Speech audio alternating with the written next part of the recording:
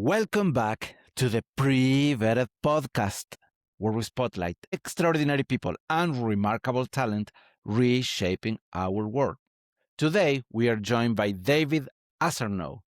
David is an entrepreneur and growth strategist who helps teams turn marketing and sales into simple systems that drive revenue. He's also known for teaching practical ways to use AI to speed up execution and improve results. And he speaks publicly about leadership, mindset, and business growth. David, welcome to the show. Thanks for having me.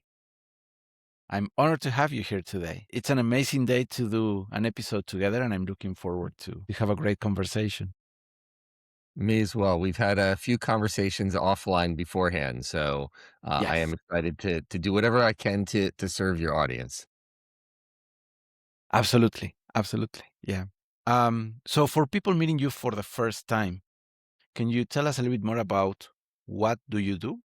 Yeah, I mean, basically, I help businesses get more predictable revenue, and what that means is, if you look what I've done over the years, it's tighten their message, fix their funnel, improve sales follow up, and today we use AI to help teams move forward faster without losing quality.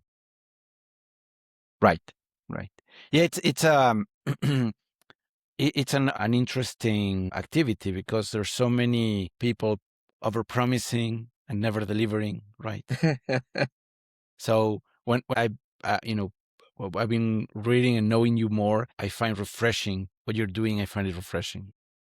And by the way, you're right about that. And I'd much rather underpromise and overdeliver. So here's the challenge in today's day and time, because so many people are using AI and not using it properly, they may write something that sounds really good, but it doesn't convert and people don't understand why. And it's because they don't understand the connection mechanisms and how to actually integrate building a relationship and conversation flow like you would in marketing.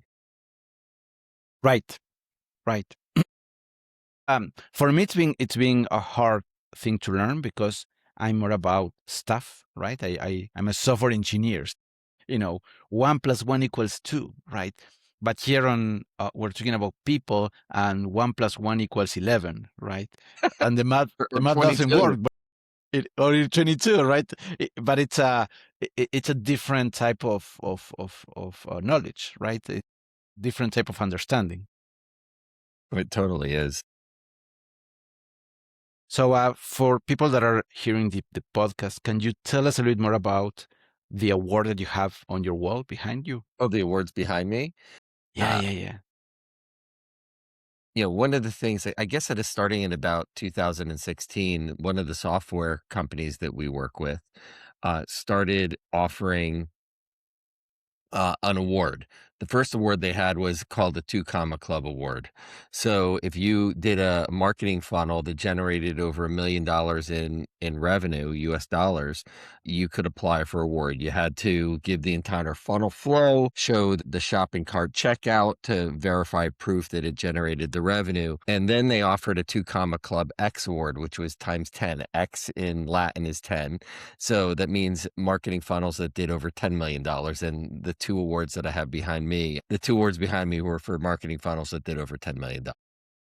That's amazing. That's amazing. Yeah. And that's that award is real proof of the results that you can drive. Well, I mean, if you look at anything, I mean, when companies hire you or they go to work with you, they want results. And relationships are amazing. And I become friends with many of my clients. And yet they want results. And so that's the number one thing we need to focus in on. Right. Right. Yeah. I think relationship are important, but you can be drinking buddies, right? And have a great friendship, right?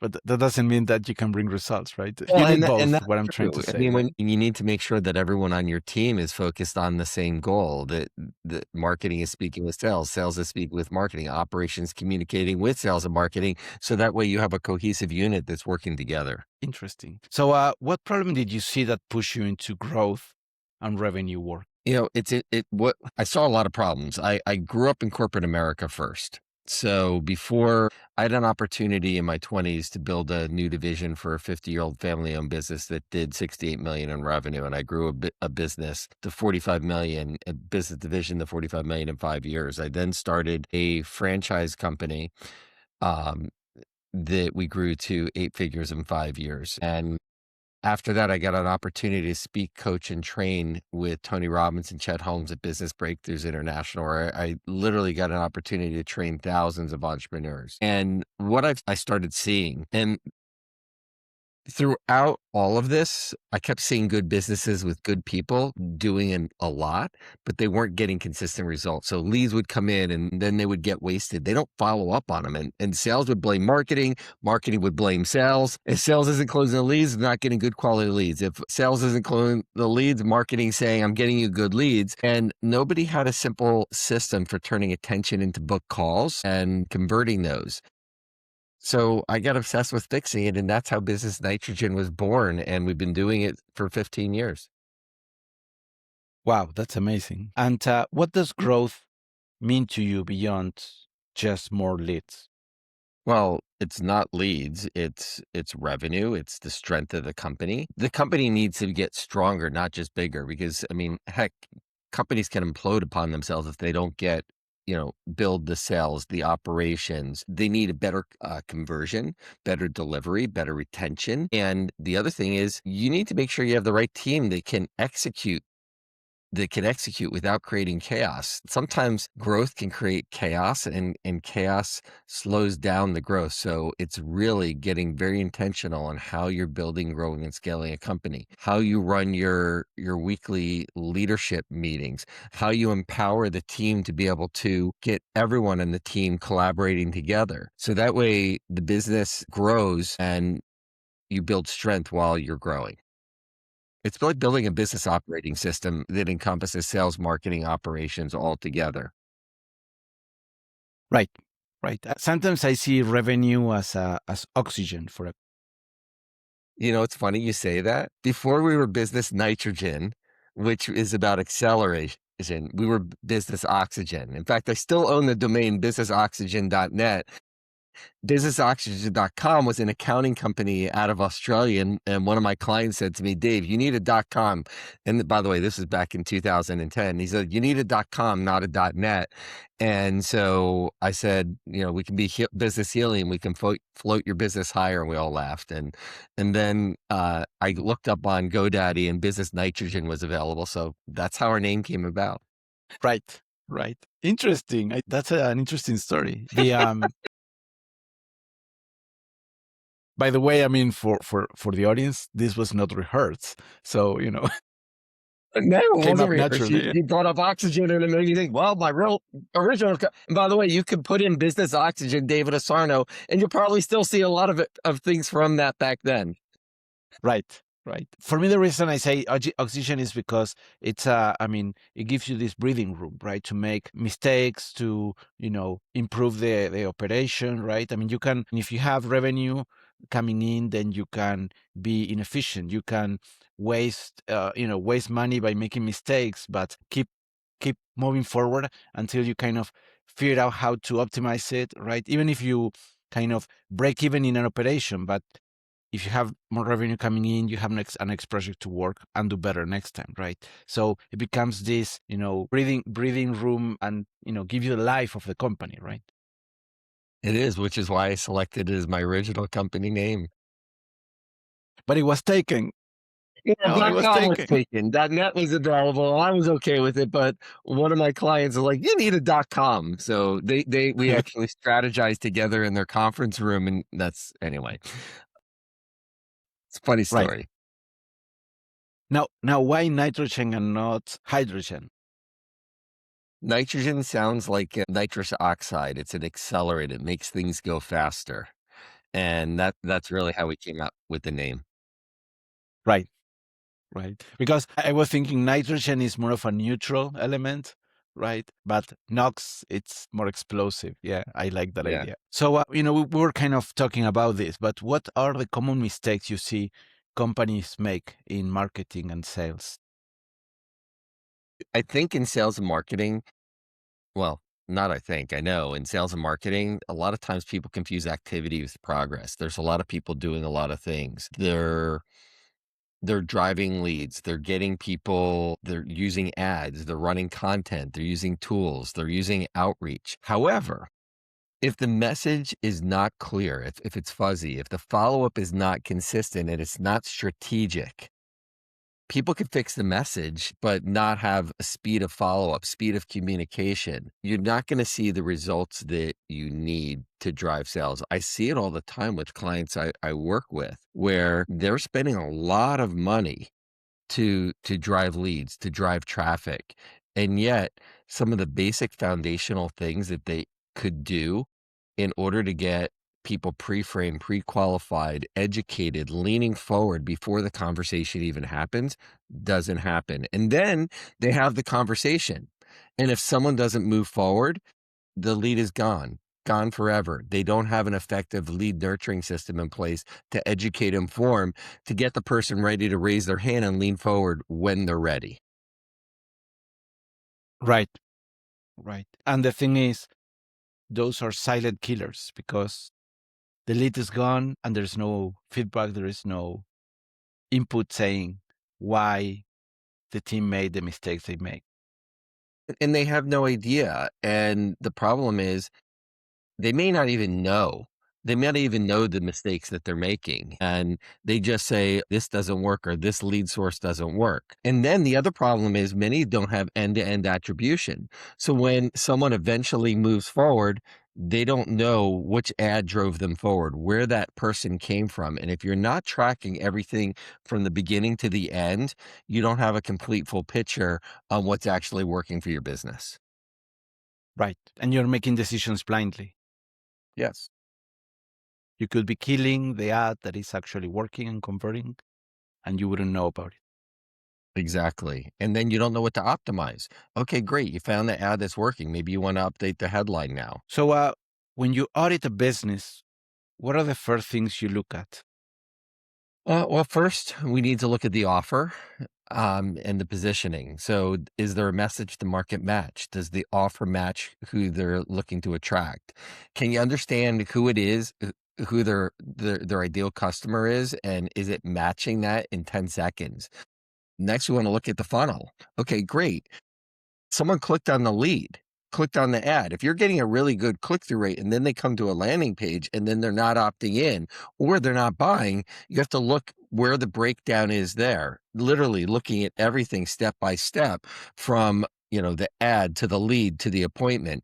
And then here's another area that and most entrepreneurs hate building sales teams. They hate coaching sales teams, managing them. So they don't optimize the sales process. I know many companies are spending tens of thousands, hundreds of thousands of dollars a month. They're getting leads, but they're not managing and optimizing the sales team. In fact, many of them just let the salespeople do things what they want. They're not recording the calls or the conversations. And nowadays, you can actually use artificial intelligence to review the sales calls and say what the person did well, what they could optimize. So there's so many ways you can improve today. Right, right. If you're not measuring it, you're not finding ways to improve it. Correct. So, how do you decide who the ideal customer really is? I'd look at a few things and ask yourself this question. Who do you know that you know that you know that you can serve? And who that you could serve better than anyone else? Who you can serve easier than who's the easiest to serve? And frankly, who's most profitable for your business? And once you have that, narrow down to who knows that they have a problem. Are they problem aware? And if they're problem aware, but they're not aware of you as a solution, that gives you an opportunity to position yourself and your company different than everyone else out there and position yourself, I like to say, as a blue ocean opportunity where you're not competing against everyone else. How can you tell if the sample is representative enough? I mean, if you mentioned you have somebody that knows somebody that knows somebody that you can clearly say this is our ideal client. Yeah. How can you say from that small sample it's going to be more or less statistically representative?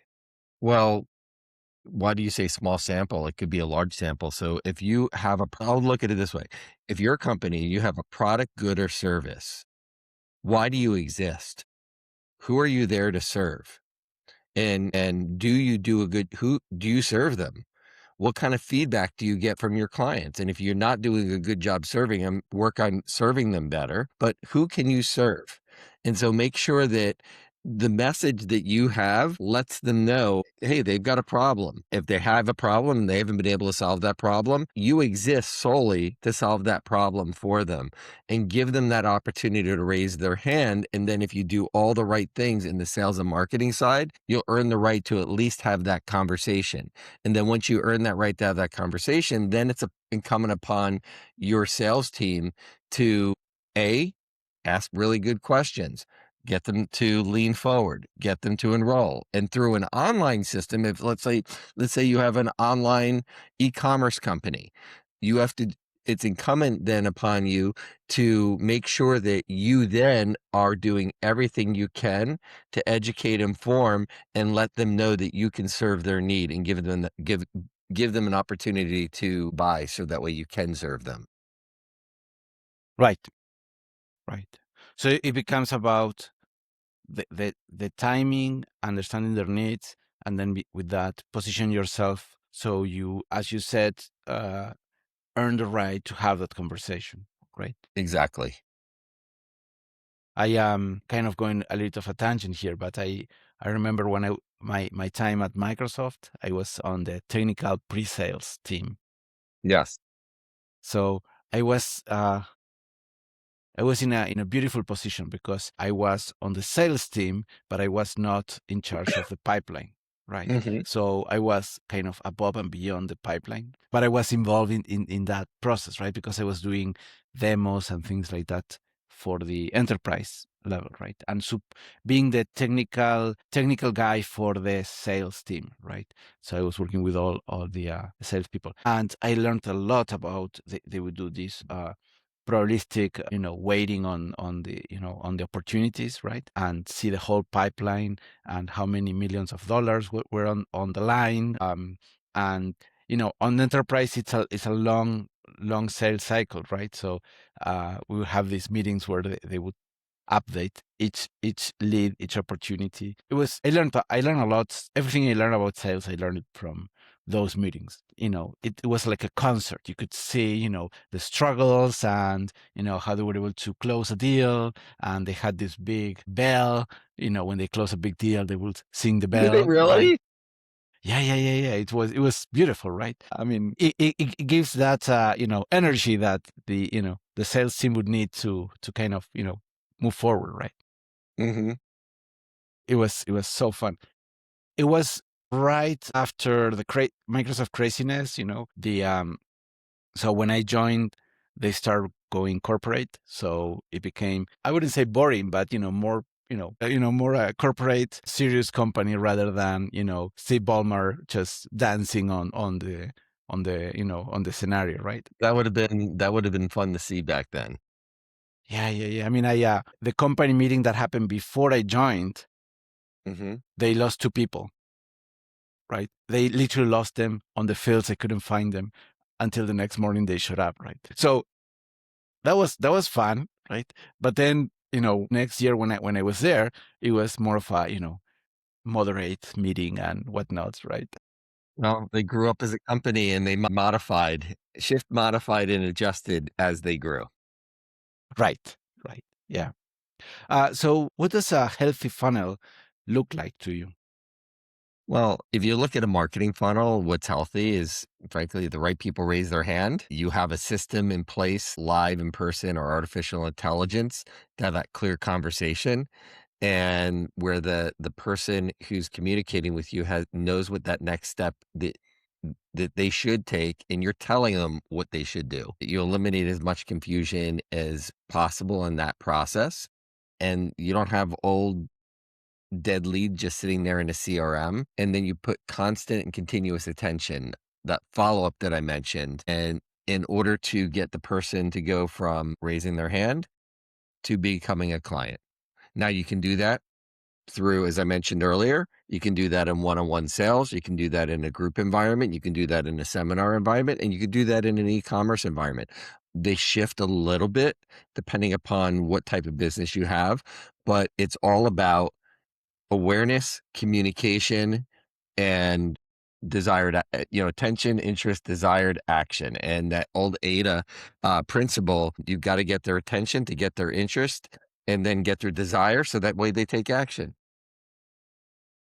Interesting. And the having the clarity of the next steps, being able to see the, pushing the client towards the next steps and the next stage with the clarity to Yeah, be able to close those opportunities. absolutely. So how do you make marketing and sales work as one team? I mean, you don't like having multiple teams?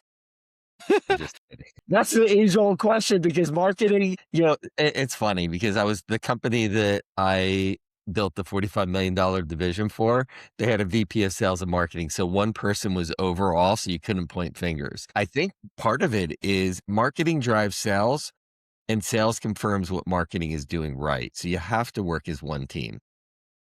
So how do you do it? Communication. You have shared feedback. Marketing owns the lead quality and conversion to appointment, and sales owns the lead to implementation, follow, and closing the deal. But here's where most people miss. They don't get together and communicate. So up in the ivory tower, marketing is driving leads, but if someone's not closing, they don't want to hear from sales. They just want to blame sales, and sales wants to blame marketing. So you got to remove the blame, and you have to get together and collaborate. It's one of my favorite words is collaborate.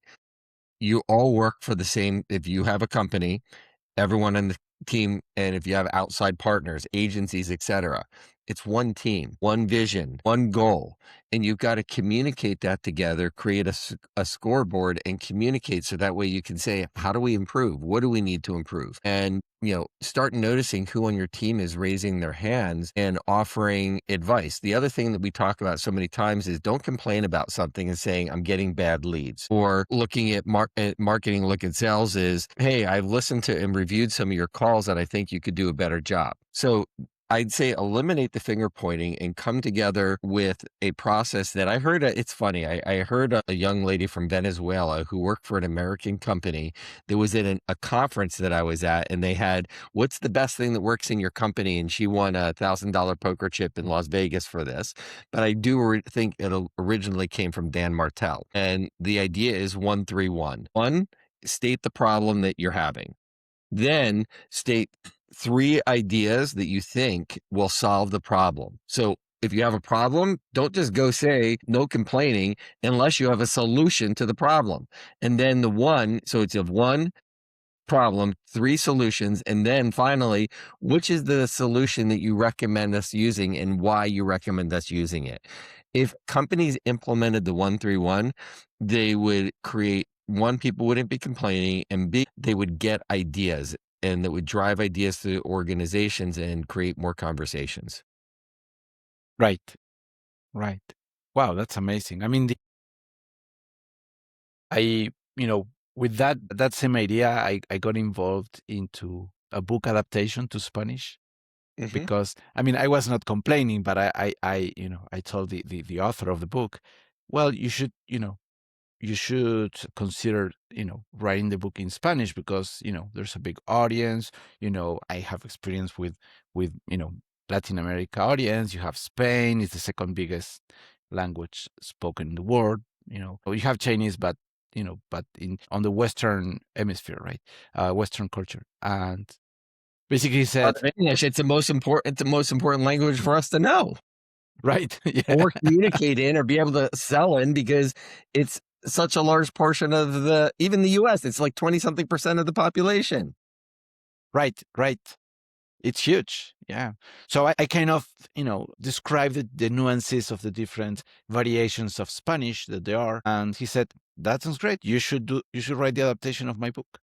Right. And, again, it's the same thing that you're talking about is, if somebody complains, they should be able to take that into actionable things, right? Rather than just complaining. right? Absolutely. Yeah. And what you were describing reminds me of another story. I'm full of stories today. So, the sales and marketing gets lost in an island, right? And then, marketing goes into the woods and says, I'm going to find some food, right? And then comes back running, right? And there is a wild pig, chasing marketing, right? And says to sales, now you kill it, right? It almost I sounds like got you late. I got you late, right? I found food. I'm bringing food, Now right? go get it. Yeah, yeah. Now it's your job to close it, right? Yes.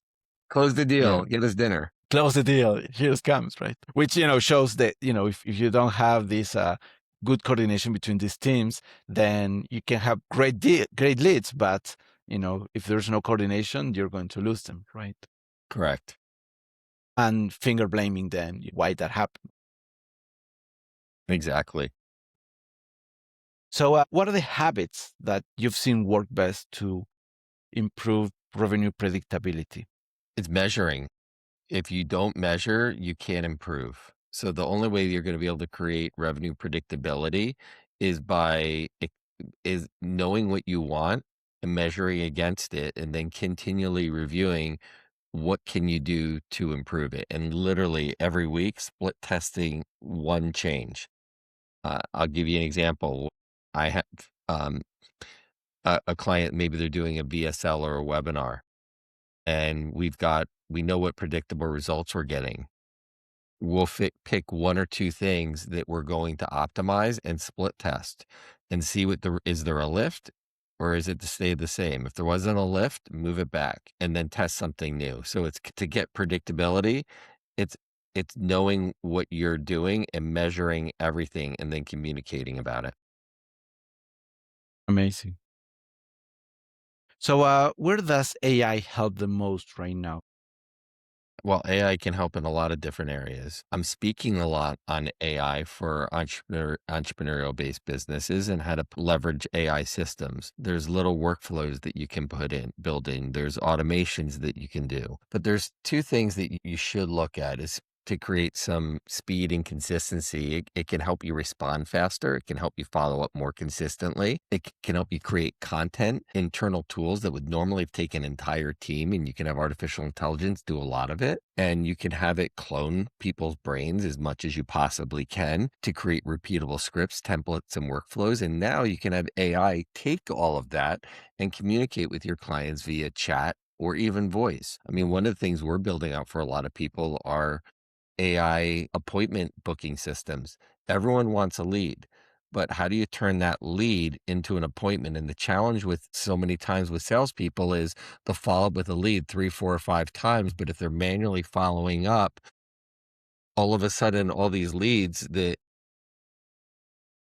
haven't been communicated with are going to be lost. So you integrate machine learning or automation combined with artificial intelligence. So you can put an open-ended hook out in your follow-up. And then AI can turn that into a conversation that can drive it to a call via human or through artificial intelligence, use email automation to drive all of that. So that's what we're doing a lot with people, but also then just teaching them how can you use artificial intelligence to have a better conversation? How do you have it understand your brain? How do you have it understand you? How do you clone yourself? Where are the blind spots that you have in your corporation? What are the 74 roles that you wish that you had, and if you had someone, you could use them, and then you can turn it into an AI project in ChatGPT. You can turn it into an actual autonomous agent using Gemini or many other systems out there. There's so much that you can do. Its only limit is your imagination of the problems you want to solve in your business and taking the time to sit down and think through or have someone help you think through all the ways that you can improve. Wow, that's very interesting. I mean, the way that I understand how AI helps on this is because it can look for patterns that you know, Well, and then people from see there you patterns. can. I mean, people see patterns pretty well. I mean, think about this. If you see a red sign on the side of the road, what do you need to do? Stop. to stop. If you Yeah. see a yellow triangle, what do you need to do? I think that's warning, right? That's Warning, warning, yield. yeah. So if we see a Yield. Yeah. railroad sign, we know stop, look, and listen. People understand patterns. And that's why we have a lot of people's intuition. If you're married, you're with someone, you know how they're going to act or how they're going to respond to something, right? Right. So we as humans, We intuitively learn those intuitively, we patterns. do. So, and people who are analytical can really look at patterns and recognition in marketing and think about what a data analyst does. They look at trends and numbers and predict patterns based upon it. So we can understand patterns in human communication. AI is not at the place yet that it can do that, but it can look at numbers, trends, and data, give us information that helps us achieve more. Right. Right. Yeah, what I was trying to say is that the AI can find patterns faster than we can and can find patterns that sometimes we miss. Right. In data, definitely in data. Right. Right. And it's more we do it intuitively, but the agents can do it more, predictably, right? And we have to make sure when we're building agents that we structure it the right way to minimize hallucinations as much as we possibly can. Yeah, that has been a big issue. They like you to like them, and they say a lot of things and don't really challenge you, so you've gotta build it the right way. Right, right. The way that I see it is that the Asians wants to please, and and whatever you say, they're going to say yes to everything, right? Yes. Which could lead to bad outcomes, right? Yeah, and that's why I'm thinking that it is becoming more and more important for us humans to guide the AI agents towards with our experience because they don't have that criteria. We do. Correct. So how do you build these patterns to build a relationship, and how do you turn those relationships into revenue further down the road? Say that again? Yeah. So how how how do you what patterns do you build with the AI agents Oh, with to AI. build relationships first and then turn those relationships into That's interesting, and it's challenging, and I've spent about 3 years digging into this, and I've gotten AI agents that one of the things people tell me is, "Well, AI is great, but it doesn't have empathy." Well, I've built AI that it appears to have empathy. It can ask questions, and if it hears something that is concerning or challenging, it can empathize with people. So, and now I'm going down in the direction, I don't remember what your question was. I just started going. Well, we were talking about patterns, right? Using AI, build patterns with AI so we can build relationship and then that relationship can be turned into opportunities and revenue, right? Yes, but you asked a question that I started going down a rabbit hole, and I don't remember what that was. I don't remember the question. I think It's okay. It's okay. but I find it interesting what you're talking about that you can make agents to simulate empathy. I think that's very Yes. clever. So prompt engineering is fun. I mean, it's like getting in human psychology of how people think and how to me it's almost like a game. How do I get the agent to communicate as good as or better? And one of the things that so many of my clients say is the agent's actually answering the chat better than a human can. The agent can have a conversation. The scary thing is most people can't even tell that it's fake, but we do tell them to say that it's, I'm an AI agent, but most people don't hear it. You can have it have real good conversations and answer questions at a depth that most humans aren't going to remember in a typical call center. Right. And you can provide a much flat level of quality on the conversations than us human can do. And consistent. Once you train it, it's Consistency. going to be very consistent. It doesn't have a bad day. It doesn't call in sick. It doesn't take maternity leave. No, no, it doesn't get angry. You can train it to perform consistently every single day. Right, right.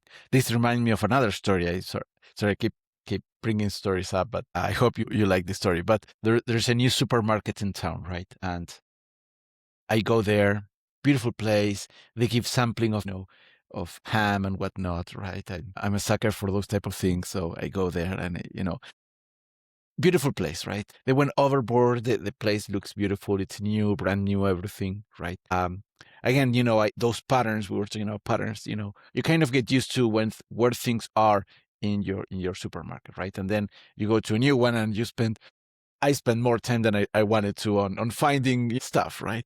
Yeah. So, but anyway, beautiful place. They kind of, okay, I was bought in to start shopping there.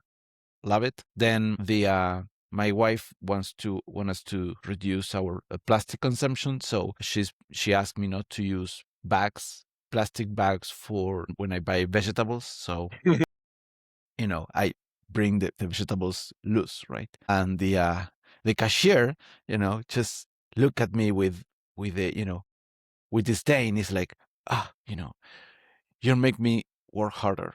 It's why don't you why can't you be a normal person and put it in the bags, right? He said, he said it out of frustration, right? Because he was trying to put them together, right, into a pile, and they were rolling out, right? But that little thing just kind of, I got angry at that. They didn't say anything to the guy, but that little act destroyed the whole experience that this supermarket put, right? And you may not go back again because of that. Yeah, and I keep remember that story. Eventually, I went back again, but sure, I'm going less frequent because of that situation, right? Next time, just fill up a whole shopping cart with individual vegetables, bring it up to that guy again just to piss him off. Right, right. And I was thinking, why am I, am I having such a bad experience with this place, right? Why I don't like it anymore, right? And I start connecting it. It was for that little comment of that little guy, and it's all those little things that make us, make the decision of buy or not buy, right, on that particular business or that particular place, right? And I think the Yeah. same thing happens, all the experiences we have with a new business, right, through the messaging, the chat, and the website, and then if we call, what happens, right? Do they pick up the call quickly, or it takes longer to connect, right? And I think that's something that we as founders, entrepreneurs, we usually neglect because we're so focused on the operation that we don't go back and see our own experience, right? What experience are we providing to the potential clients? Absolutely. So, what is one bad way people has been using AI that you've seen backfires? I think the biggest challenge most people have with AI is they're using it at a nursery school or preschool, kindergarten level, first grade, and they'll just take, hey, write me this email or copy and paste, and they don't give it directions. They don't give it guardrails. They don't tell it exactly what the outcome that they want to achieve. And they don't ask for feedback on how they could perform, and they don't give the detail of the audience. They'll just say, just write this for me. And then it sounds good because it's written with AI. It's grammatically correct. And I think that's one of the biggest challenges people make, or the biggest mistakes people make. Talking about patterns, I start recognizing patterns where people use AI generated content, right? Hmm. Not only blah blah blah, but also blah blah blah, right? And now that I mentioned that, you're probably going to remember a lot of times, a lot of messages that you see using that, Oh, I see and it too. Yeah. yeah, or the smell. You smell it's AI generated. It feels synthetic. You don't know, maybe you don't know why, but you feel it. Yeah. It's It's very pattern interesting. because they use certain words consistently and certain punctuation, and you start to recognize it. Right, grammatically correct, but it doesn't resonate with people. Exactly. So if a company reach out to you and says, "I want to add AI," what is the first use case you recommend starting with? I don't have a specific use case. I'll ask them, what's the biggest challenge, problem you're having, what's the biggest bottleneck that you wish to solve, and of those bottlenecks, what's going to either make your company the most money or save you the most money. And then from there, we can dig into that. Because we do custom AI solutions as well. Interesting. Interesting. So it's based on their problems and their challenges rather than a generic solution for everybody. Yeah, I mean, yes, it's really based upon what are their bottlenecks, problems, and challenges. Do you also help your clients with workflow automation?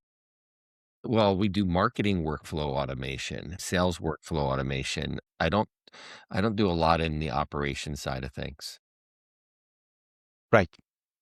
Right. Oh, so you're going back to my joke. You're running with a wild hog behind you.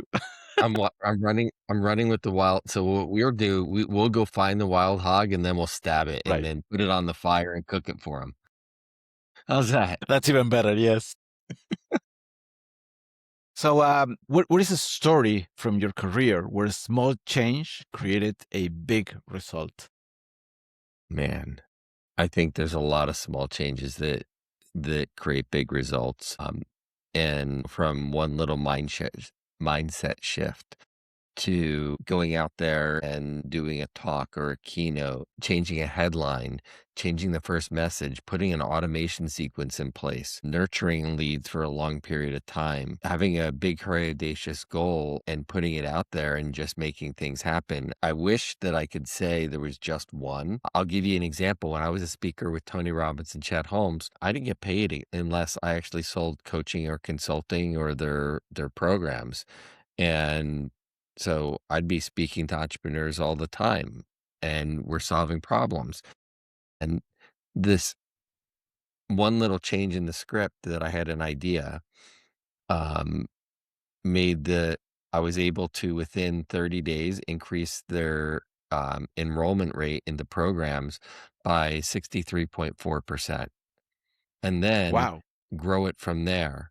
And then from there, everyone started ask the president of divisions ask, "What are you doing differently than everyone else?" And I changed the script. It was literally like a standard talk and presentation. And instead of just following that and using all their case studies, I would use case studies because had already worked with, at the time, hundreds and then thousands of entrepreneurs. I would use stories from people that I actually knew that would relate to the people in the room. So instead of just talking something in generality of solving a marketing or business problem, based upon now knowing who's in the room, I would give them case studies using this kind of information, this strategy, and someone that they could relate to using it. And that one little shift increased the enrollment rate into their programs. And also, people wanted me to coach them. Right. Right. It's combination of personality that they like you, but also that what you're saying resonates with them. Yeah. So there's always little distinctions and shifts you can make. Right. And the other thing that you mentioned is that you were, well, the way that I interpret it is you were talking to them without exposing them, right? Because you were talking about somebody else that they can relate, right? Yeah, and then you're having a conversation with them versus talking to them. And the funny thing is, the entire company's enrollment rate went up once I shared what I was doing, and then we started meeting every week to go through each of the strategies and how I was presenting it versus others. Right. Right. Yeah, what I'm trying to convey is that if you show up and saying what you are doing is wrong and here's why, that creates friction and and rejection, right? Yeah. Because it touches their ego, right? Um, it's too close to their hearts, right? But if you talk about a third person that it's very similar to them, right? You can talk about them through the example, right? You talk to their unconscious mind without them even knowing it. Right, right. And I think that that that's a much resonates more with people because you're not talking about something that it's a generic example. You're talking about something that can resonate with them, that they can feel represented with the example, right? But still being safe for their ego, right? I mean, we all have our own egos that whether we like it or not, if somebody give us feedback, it's hard to hear feedback, right? It's not easy, right? So interesting.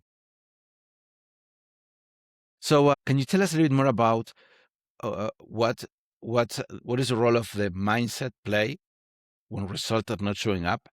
I think mindset is everything. That's the number one thing you need to work on, your mindset, your belief system, how you communicate and talk with yourself. That when I speak with entrepreneurs, it's not just taking action, it's focusing in on, yeah, you deserve great results. You deserve.